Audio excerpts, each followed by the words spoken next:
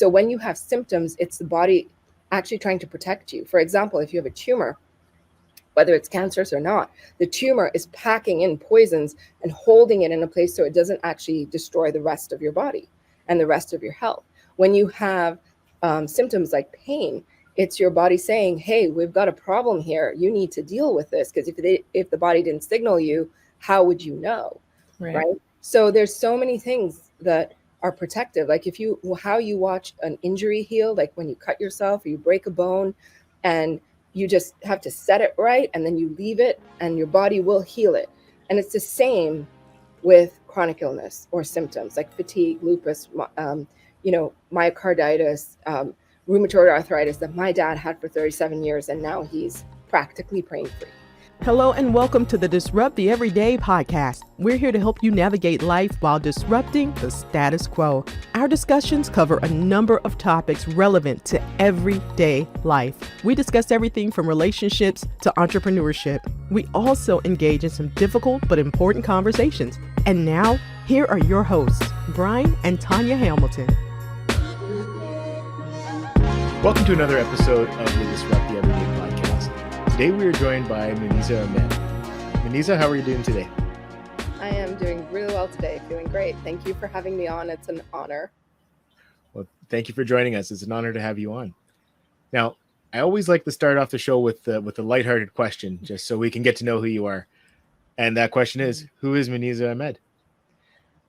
Yeah, when my assistant told me that was one of the things you would be asking, I'm like, it's like, wow, that's an interesting question that I rarely get asked that. So I'm going to give it my best shot, right? Who is Muneeza Ahmed? Well, I call myself the intuitive medicine woman from childhood. My favorite story was Florence Nightingale. I used to read it over and over again. Tending to the sick, getting the sick better. My favorite thing to play was doctor. I used to have this big black bag, and my grandparents would say, you'd come along and you'd be like, okay, what's wrong with you? I'm going to fix you and I'm going to help you. And even though my career started off in finance and accounting, my love for health and wellness was always so paramount. When my grandmother would take me to a bookstore and she's like, buy any books you want. And I'd walk out with 5 books on human anatomy. My love of the human body, fascination with health and wellness has been there since I was a little girl. And so I call myself the intuitive medicine woman because it has been in me for as long as I can remember.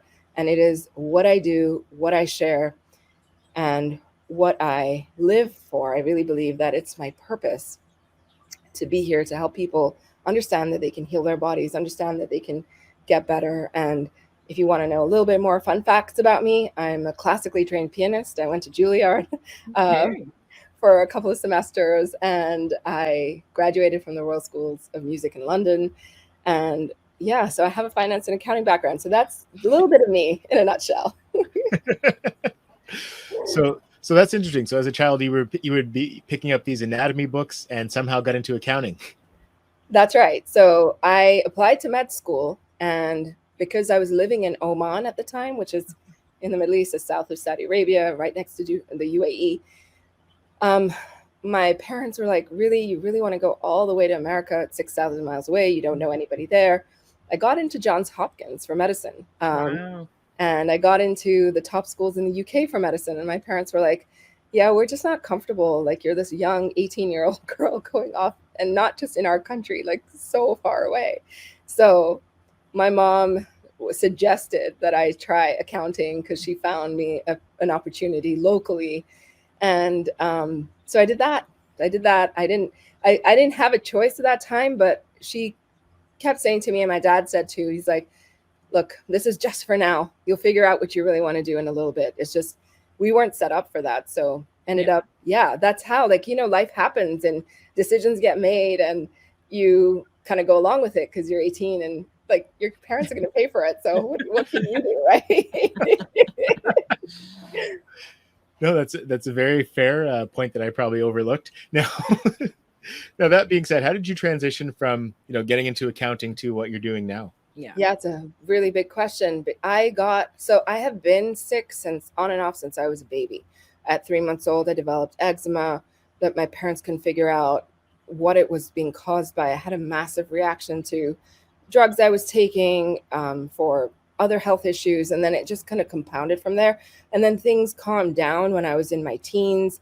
And then as I got into my 20s, things kicked up again. And this is the time when I had, when I was in accounting and finance, I was working these crazy jobs. Like I was an auditor. I used to be, our busy season would start in January through till like June, until taxes and books were needed to be completed and filed. And it was just long days, long hours. And during that time, I started to feel like my old issues were coming back. I wasn't feeling so well. Then when I got married and moved to the US, everything kicked up like a huge storm. I was working for NBC and the GE company at that time, and I was in finance. And again, it was such a crazy busy job. I was CFO for the retail store, which was the NBC Experience store, and then they combined that job with another job that I had, and it just kind of, I had two jobs in one, and I was just like drowning with work. And that was enough stress to send me into, I had a complete breakdown at that point. And I realized that if I didn't quit my job, I wasn't going to get better. And I needed to take the time to get better, to heal myself, and to figure out what my next steps were. So I kind of woke up one morning and I told my husband, I think I'm going to quit. And he was like, he bolted out of bed. He's like, yes, you should quit. I'm like, are you sure? He goes, oh my God, you are so not an accountant. You are so not a finance person in your being. And he was the first person in my life who really saw me for who I was and what my gifts and talents were. And he always told me, he's like, this is not your thing. So he was so happy when I decided. He never pushed me, but he waited for me. And when I said it, he was like, yes, I'm right on board. So we, let go of like a double income so I could take time to heal, which was so generous of him. And, he supported me the whole way through. And then when I told him I wanted to go, I had this experience where a friend of mine gave me a book, and I was struggling with so many issues at this time. I was asthmatic. I was allergic to everything. Like I would go out in the cold, and I'd never lived in a cold country before. And I'd walk from the trains from Grand Central Station to Rock Plaza to get to work. And I'd arrive at work with half my face swollen. And I'd go to the allergist, and he would say, well, this is a sort of urticaria, it's hives, but we don't know what's causing it. Like nobody knew what was happening with me. And it was kind of a scary place to be. I was young. I was in my 20s. You're not supposed to be sick when you're in your 20s. You're not supposed to lack energy and deal with random issues that nobody knows the answers to. So when I stopped working, it's just like this moment happened. I was actually praying. I come from a Muslim background, so it was Ramadan. And I remember I'm on the prayer mat and I'm completely prostrated down and I'm crying to God. I'm like, oh my gosh, I feel alone. I'm all alone. Why have you left me all alone? Why am I struggling? I had no family here. I knew nobody. I was just here with my husband and I. And then I heard a voice, and the voice said, you're not alone. And I looked up and I looked at my husband. I'm like, did you hear that? He goes, hear what? I'm like, did you hear a voice saying, I'm not alone? He goes, no, all I can hear is you bawling. And then I went back to it. I'm like, God, if that's you, like I will do anything. If you lead me to the truth about my health, I will do what you sent me here to do. I will do what I came here to do, what I promised to come here to do. And I will do that till I leave this world. And it was in that moment, I felt like everything shifted. It was like the colors changed, everything shifted, and my life was never the same again. And so that's the moment from that time, I met this friend, I found this community. I've been all alone for 2 years. And then I found this community of amazing humans and people from all over the world. It was a Muslim community, but they were so eclectic. And I wanted that. I didn't want something to be really, like from one country or very not diverse. This was a really diverse group. And my friend was half Swedish and half Syrian. And she's just this hoot. And I absolutely fell in love with each other. And she's like, you need this book. And she pulls out this book from her library. She goes, it's all about inflammation. And I literally read that book overnight. And I started to think, okay, I'll cut out, it said to cut out sugar, dairy, meat, grains, eggs overnight. I'm like, okay, I'm doing this. I'm really doing this. I was so sick, you guys. I was on 8 prescription drugs, wow, as a 27-year-old. And like, life wasn't looking very bright. So I'm like, okay, I'm going to do this. When you're that desperate, Right. although I don't recommend that now. Such drastic changes, I would never recommend that as a professional. But I did that for myself. And within 2 weeks of changing my diet, I noticed that all the issues calmed down.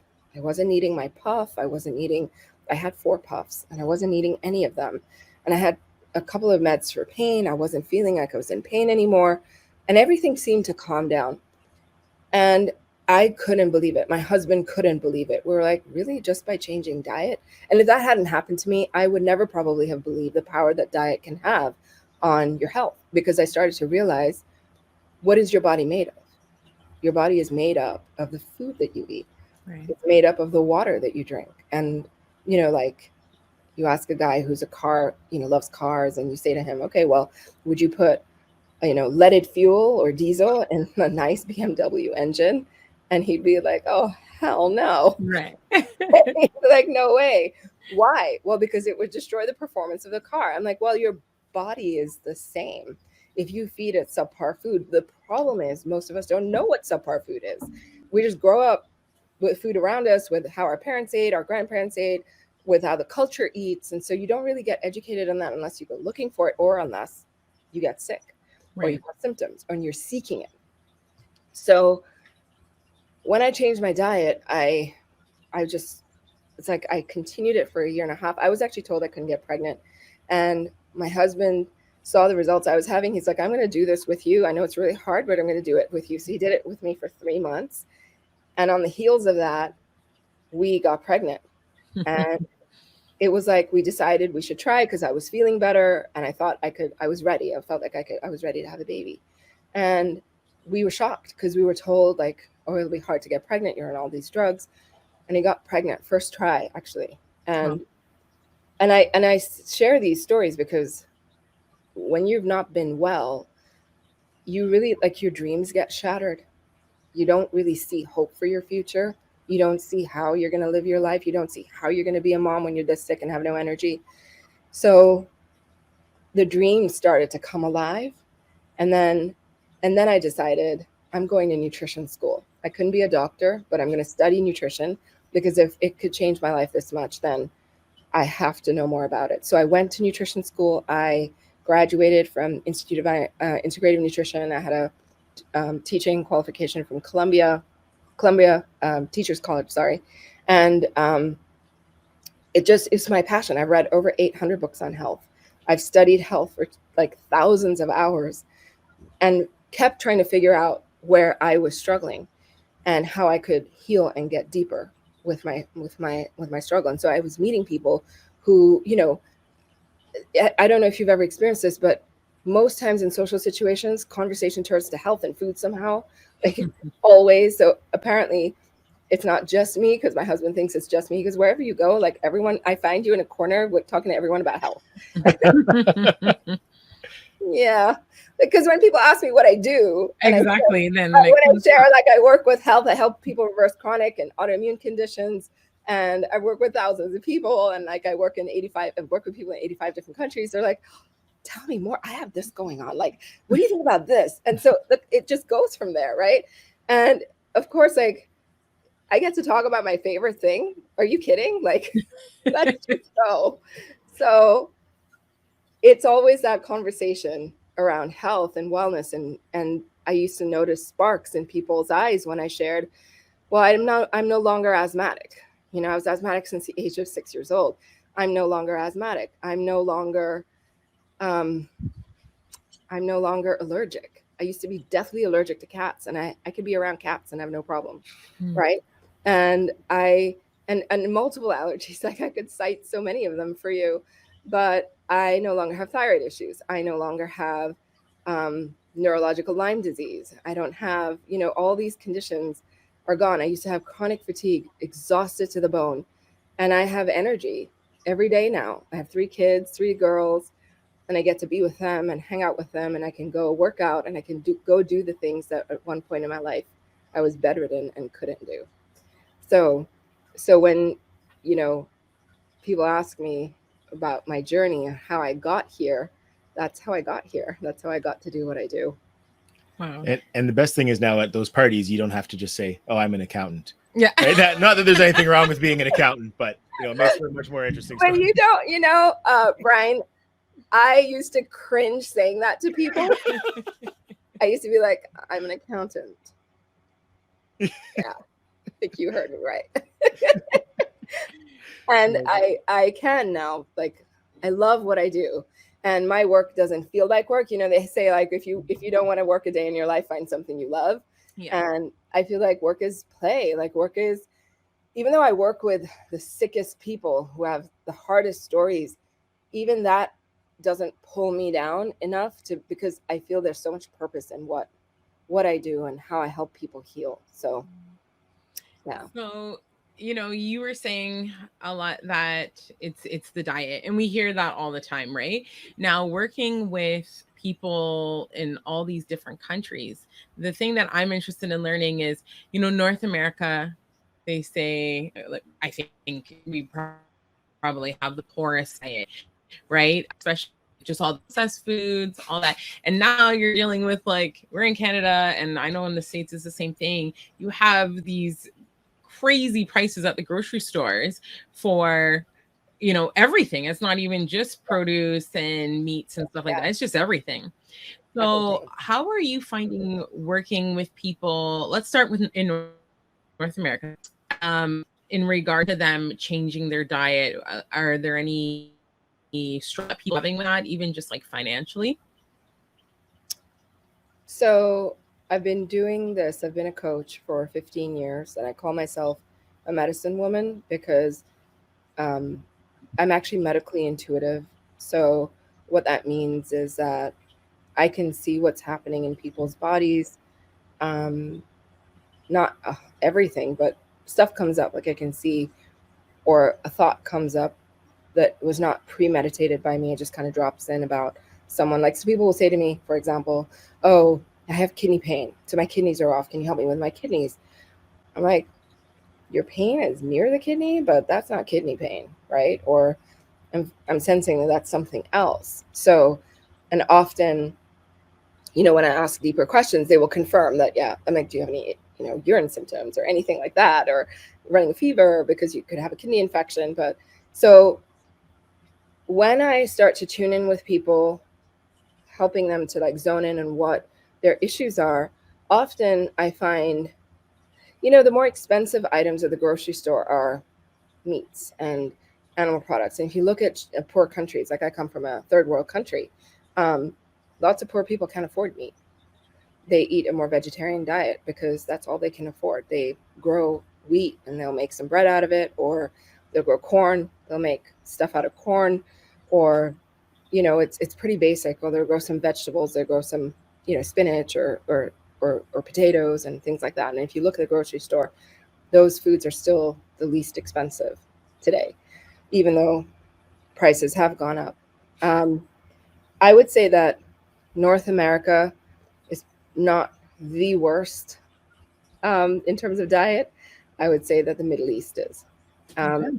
There's a lot of luxury in the Middle East, and a lot of people who don't pay any attention to. There's been an influx in the Middle East since the 1980s and 90s of, like, multinationals and McDonald's and Wendy's and, like, Arby's and Hardee's and, like, all these fast food chains and TGIF and what have you all shown up there. And a lot of people just, think that that's just the bee's knees, and they eat there, and, like, home cooking is happening, but it's loaded with, like, oils and meat and stuff that people aren't supposed to eat every single day of the week.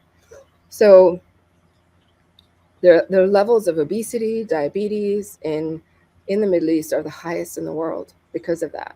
And I feel like America isn't far behind, but there's still more awareness here about diet. I mean, America is the one place in the world you can come to and find any information about any kind of diet. And the awareness amongst the American people and Canadian people, North American people, is really high when it comes to dietary choices.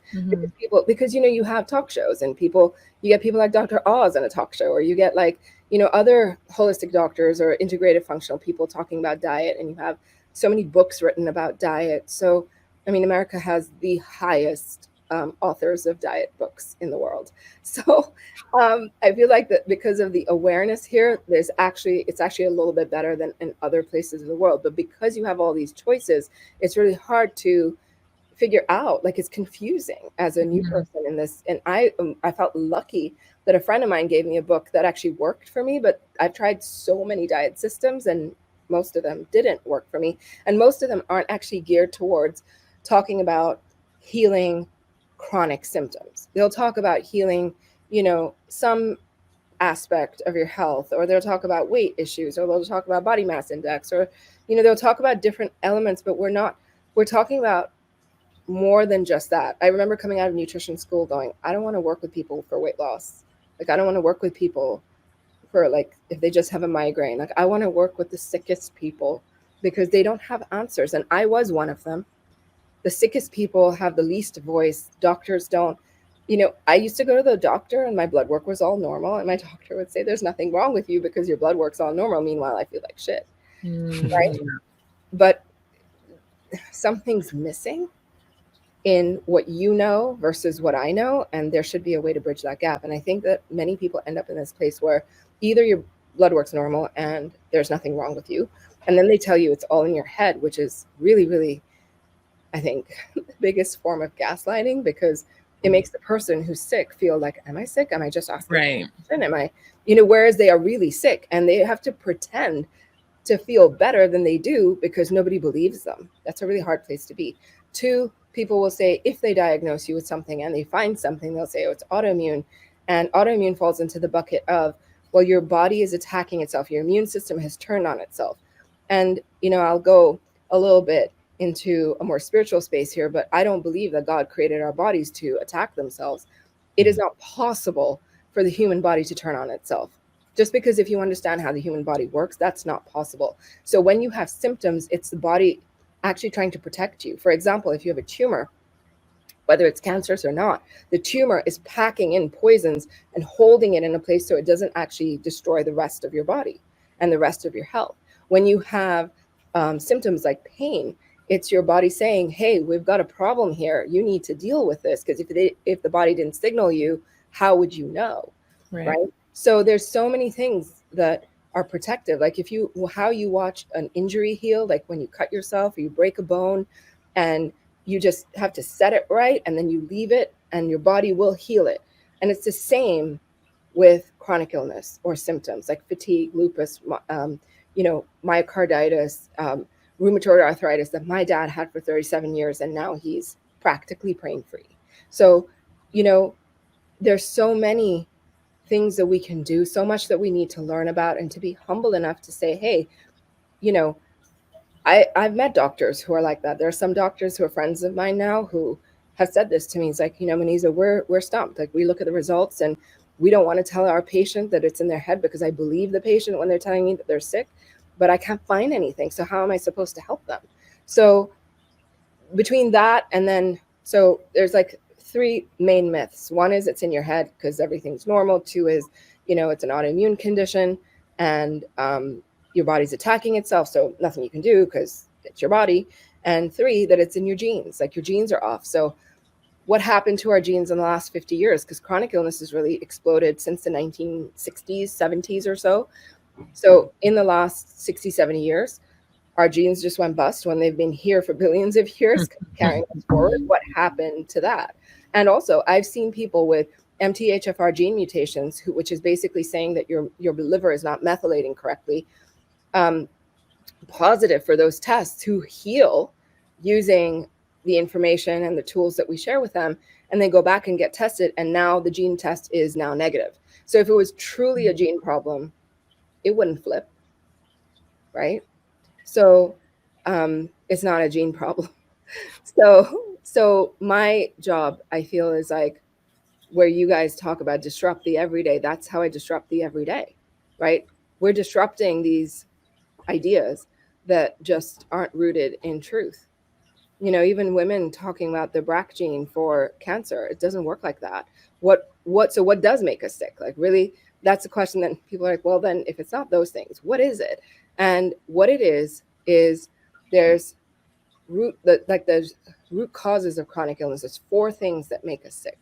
4 things. One is pathogens. We're not aware that so many autoimmune conditions are actually caused by pathogens. Last year, Harvard wrote in one of their medical journals that MS is now being linked to the Epstein-Barr virus, which, medical medium, who's basically a guy who has really advanced information about health, has been saying that for 7 years, has published information 7 years ago. And he said MS is linked to the Epstein-Barr virus. That's how the root cause is of that disease.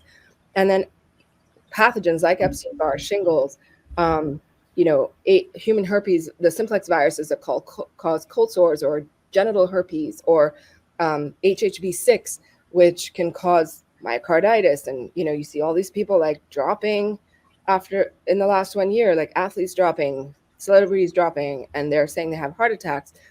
Viral conditions are at the root of some of those. So, if you understand what's really going on, then you can help people. So that's the first one. There are 3 other ones is poisoning. We're being poisoned. We have been poisoned. There's toxic heavy metals everywhere. Our air is polluted. Our water is polluted. There's GMOs in our food. This is all not natural for our way of eating and thriving. So poisoning from toxic heavy metals, pesticides, and radiation are the 3 other major causes that contribute to all illness that we face. And I think a lot of people focus on processed food, which is valid because processed food is basically junk. And, it's full of ingredients like long names, additives, food additives, colorings, like natural food, even natural flavors, artificial flavors are all food additives that we don't need to be consuming. And really poor quality ingredients, like, the worst kind of weed, it's not high quality food. So people focus on that a lot, but what they miss, and what I'm sharing with people and medical medium's been sharing with people, is that it's the viral piece. It's the pathogenic piece that's really important. How did my dad reverse rheumatoid arthritis after 37 years of trying everything on the planet? Because once we focused on these pieces for him, he started to get better. And so when it comes to viruses, understanding what feeds them, how to kill them. Like, okay, so a good example, right, is if you ever had a problem of like mice in your home, or any kind of like bug or cockroaches or whatever, right? If you ever call in the exterminator, the first thing the exterminator says is, where's the sources of food? Where are they looking for food? And it's the same with bugs in your body. If you are feeding them food that they like to eat, then they're going to grow. They're going to be nice and happy. So the first thing is to eliminate the food. So what are the foods? The number one food that viruses thrive on, all viruses thrive on, is eggs. And it doesn't matter if it's your backyard chicken eggs or it's an egg from the store. They eat eggs just the same way that mice are not going to differentiate between the organic, like, grain you grew in your own backyard versus the grain you bought from the store. They're just going to eat it. So that's not to say that it's better to buy clean food. I'm not saying that all food is the same, but they're fed the same way by viruses. So that's important to remember. And that's one of the first places to start, is to know what feeds them. And then one thing I like to share with people is, if you want a dramatic change in your health, one thing that you can add in is celery juice. Plain celery juice, 16 ounces, first thing in the morning on an empty stomach, will start to change your health. It kills viruses. It supports the adrenal glands. It helps you have more energy. It cleans out the liver. It cleans out the gut. It supports stomach acid. It has neurotransmitters, a complete neurotransmitter profile for the brain. There's not a lot that celery juice cannot provide you. So as a starting point, without getting overwhelmed, if you want to do one thing, just do that. And that's interesting you say that, because, out of all vegetables or all things to do, who would think celery juice? Humble celery that you walk by every day and you don't give it any attention. And celery is now, very popular. Celery juice is all over the world.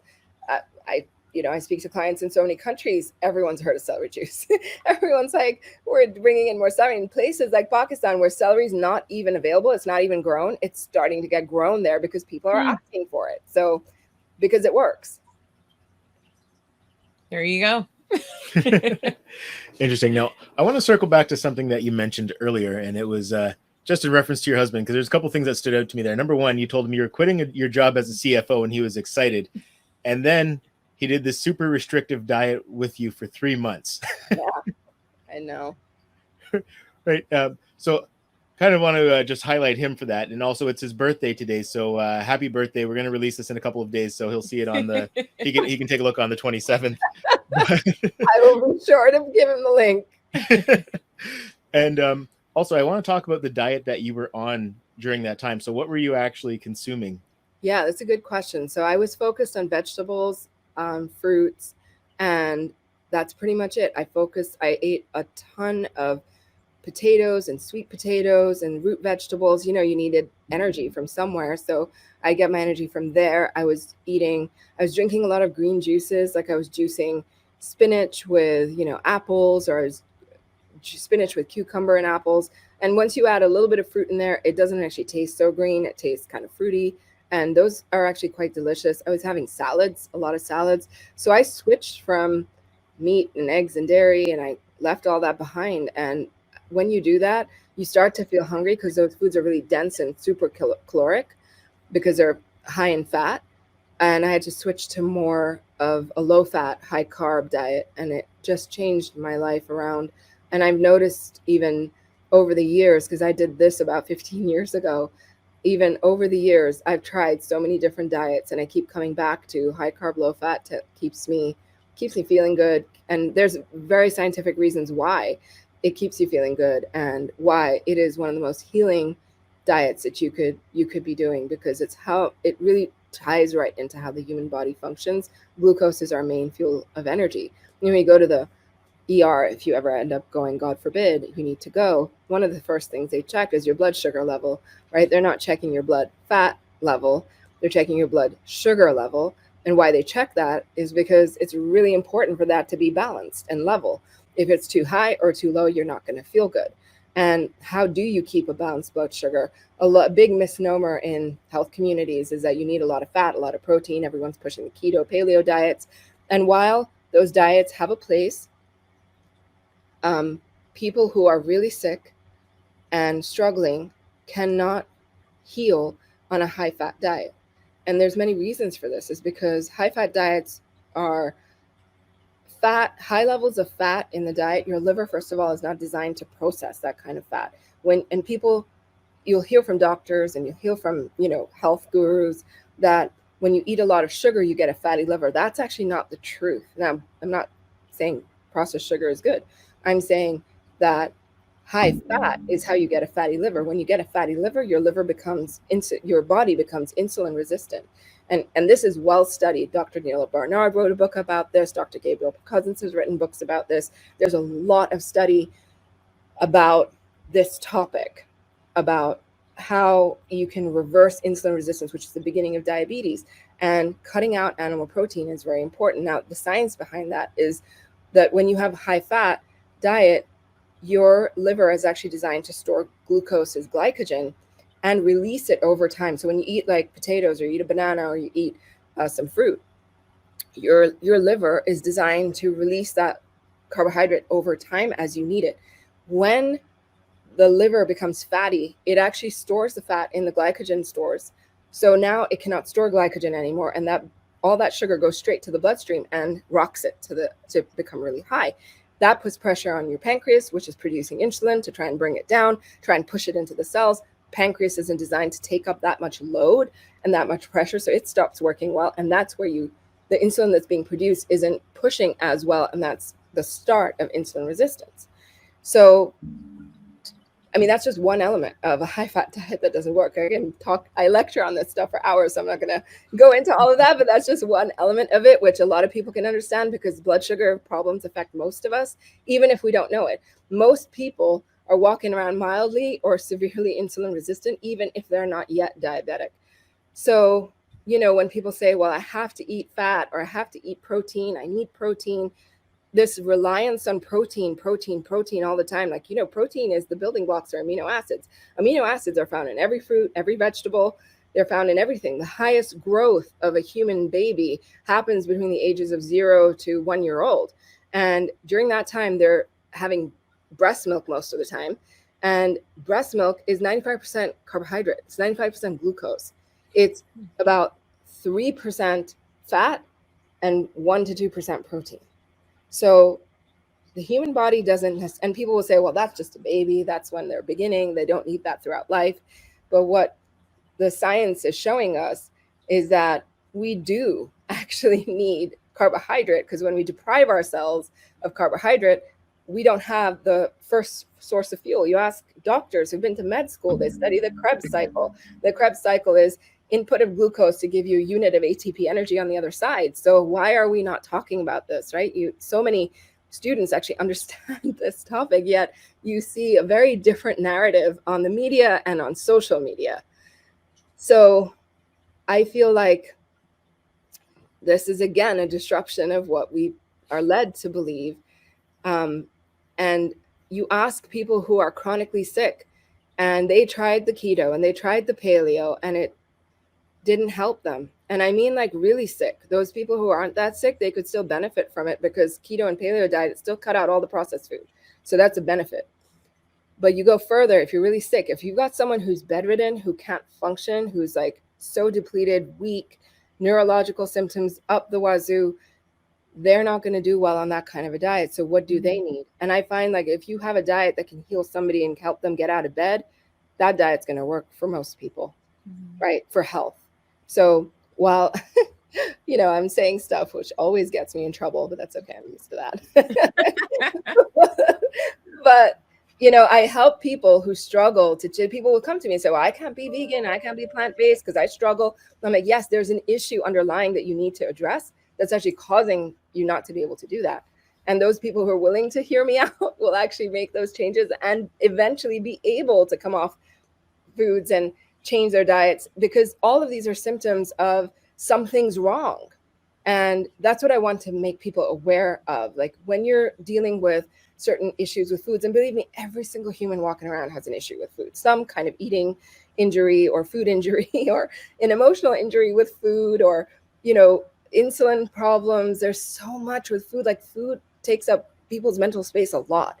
Or we're always thinking about what we're cooking for dinner. Is that healthy? If you have kids, you're like, is this going to work for my kids? Is it going to work for, you know, it's like a big part of our mental space. And I feel like the level of confusion out there is at its height today in terms of what people need to eat. And after the pandemic, a lot has opened up. People's understanding of viruses has opened up. People are paying attention to viruses now, right?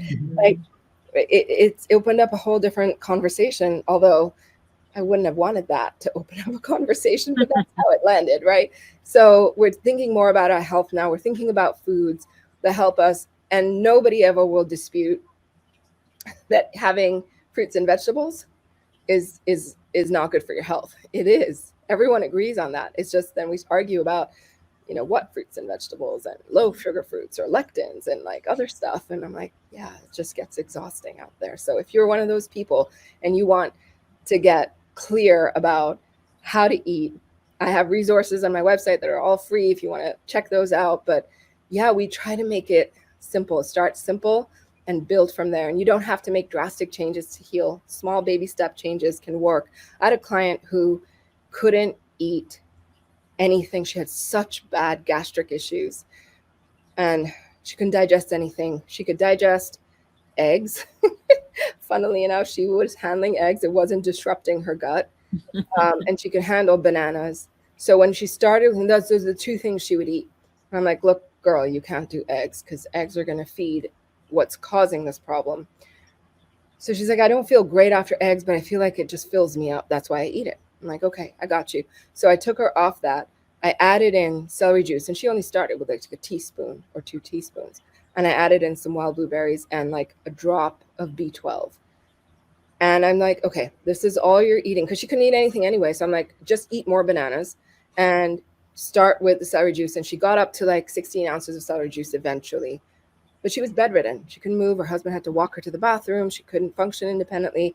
After 9 months of doing just this very limited protocol, she got out of bed and she was able to walk. And she increased her capacity to eat healthier foods because her gut healed. And as her gut healed, she could handle more. So that's just one example. I have hundreds and hundreds of stories of people who have allergies to things or couldn't handle supplements or couldn't handle even fruit. And as they heal, because a lot of it's rooted in the liver, as they healed, they could handle more and more and heal and reverse those symptoms and be able to embrace a fuller life. You know, when you can't eat certain things, you're always on the lookout. Like, oh my God, I can't eat that. I can't eat that. Is this ingredient included? It's very stressful. So the more that you open up to your healing and being able to embrace eating well again and not worrying about your food, that's always an amazing place to be. Mm-hmm.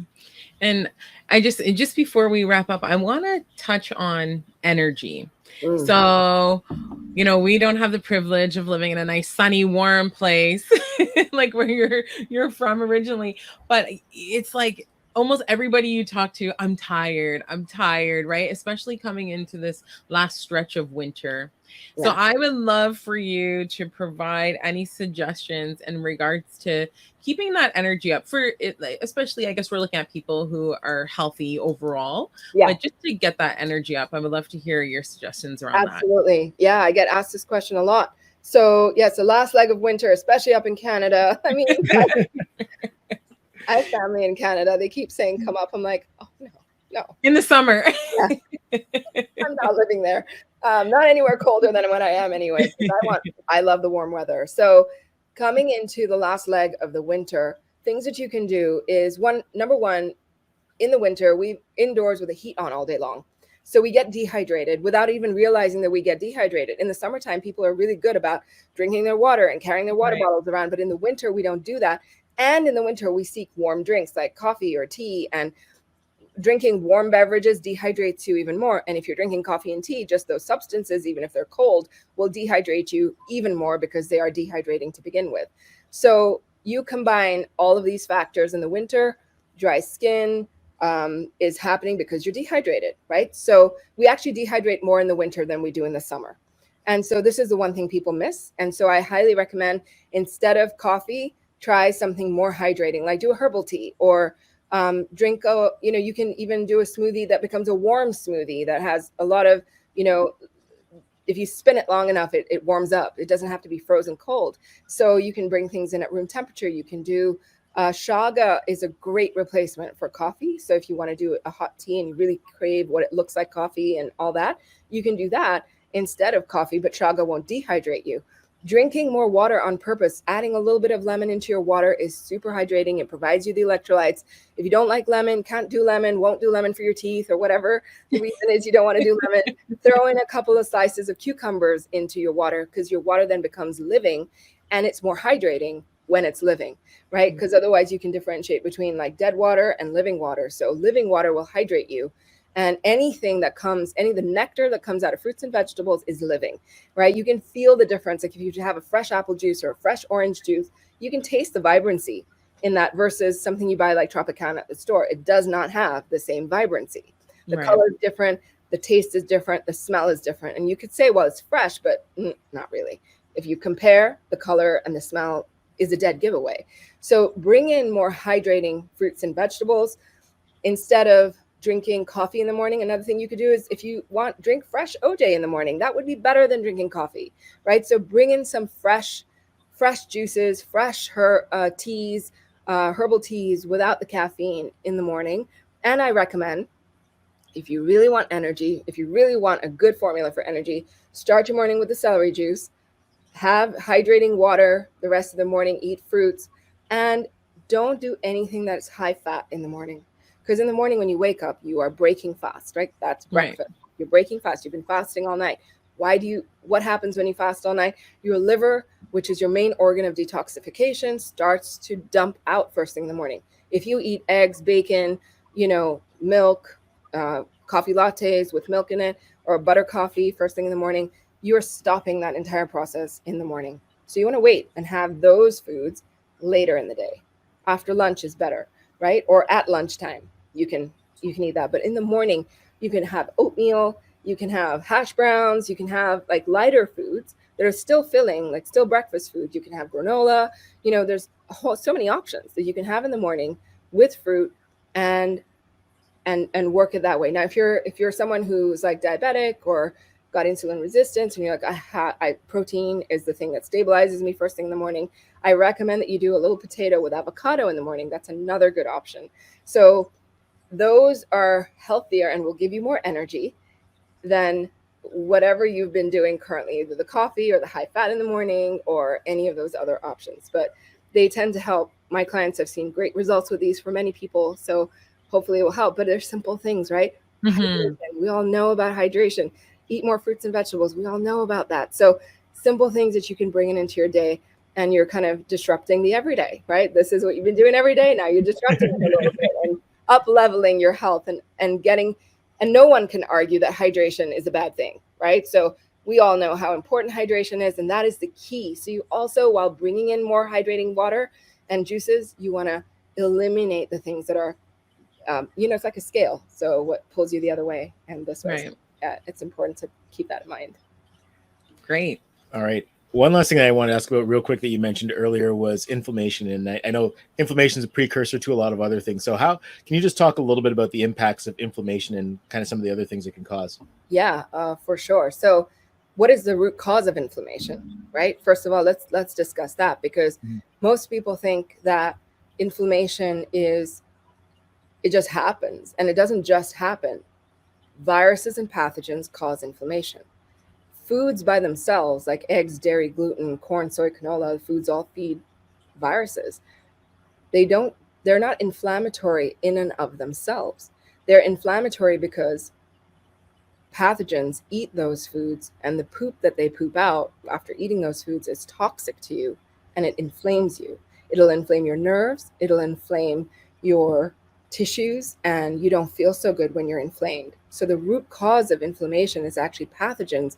And once we understand that, then we can target the right problem, right? The root issue, the right enemy, if you will. And when we're just discussing inflammation in general, or we blame gluten as a problem, then you could definitely feel inflamed after you eat gluten. Many people do. But it's not the gluten itself, because there's lots of people who can eat gluten who don't get inflamed. It's not the food itself. It's what it's feeding. Right. So that's the first step. And then what inflammation can do is disrupt everything in your body. Inflammation, pain is caused by inflamed nerves. Vertigo is caused by an inflamed vagus nerve going up to the head. Tinnitus is caused by an inflamed vestibulocochlear nerve. When you have shortness of breath, or you have air hunger, and you can't breathe very well, and you're not asthmatic, it's the inflammation of the phrenic and the vagus nerves in the chest area. When you have pain in sciatic pain, it's the inflammation of the sciatic nerve going all the way down from your butt down to your leg. So different viruses. So for example, sciatica is caused by the shingles virus. There's 31 varieties of the shingles virus. Epstein-Barr has over 60 varieties. There's different varieties, different strengths, different aggressions of these viruses. They eat different things. They have different preferences, just like humans have, Thai or Indian, like they have different preferences. So depending on, say if you have a virus in your body that loves mercury, toxic heavy metal, and the same person has same virus as you, but they don't have a lot of mercury in their body, but this other person does, you're going to get a different set of symptoms in that person where mercury is really present in that diet for the virus, versus in the person who doesn't have that. They will be less sick than the person who has mercury. So it's a different set of symptoms. So what disruptions they can cause is so dependent on the type of virus you have and what toxins it's consuming. Is the person who's not got the mercury in it eating a diet high in eggs and high in dairy and high in gluten, maybe they'll have a different set of symptoms than the person who's cut out eggs and dairy and gluten, because they know they react to them, but they're still struggling because they don't know what's really causing their inflammation. Right? So it's as vast as every kind of autoimmune condition you can think of. Migraines are caused by, if you have trigeminal neuralgia, trigeminal nerves come from the head into the face, and people have facial neuralgia, or Bell's palsy, where one part of the face falls down. That's also caused by viruses attacking the central nervous system. So nearly all autoimmune conditions are rooted in an attack on our central nervous system. And they're therefore neurological. And that's what gets inflamed. Our nerves are the things that get inflamed when we have problems. And they control everything in the body, right? The brain is connected to every single nerve. And when you have brain inflammation, mild brain inflammation that cannot be picked up on a CAT scan or an MRI or what have you, but you know something's wrong because you don't feel good. That's all what inflammation can do. Does that answer your question? Yeah, that definitely answers my question. All right. Well, just as we wrap up here, number one, I want to thank you for taking the time today. It's linked below, and if you're listening, it's linked in the description. But we have Muneeza's YouTube channel, and as well, can you just share your website for those who are driving or walking while they're listening to this? Sure. It's my name, MuneezaAhmed.com. It's M as in Mary, U, N as in Nancy, E, Z as in zebra, A-H, M as in Mary, E as in Edward, D as in David, Ahmed.com, MuneezaAhmed.com. And you can find everything about me on that website, everything we offer. We have a membership community, and we have a lot of free offers. So like a lot of free resources for people who are struggling, who are new. I have a mini course that's completely free. It's called the Roadmap to Healing. If you're new, you want to know a little bit more about this, that's a good place to start. Excellent. Well, Muneeza, thank you for your time, and for everyone who watched or listened, thank you for letting us disrupt your everyday. Thank you so much, Brian and Tanya. It was a pleasure, and I'm really grateful to have the opportunity to talk about what I love. Thank you. Thanks for listening to the Disrupt the Everyday podcast. For more ways to listen, connect with us on social media. To be a guest or to partner with us, check out our link tree at Disrupt the Everyday. Join us next time for more ways to disrupt the everyday.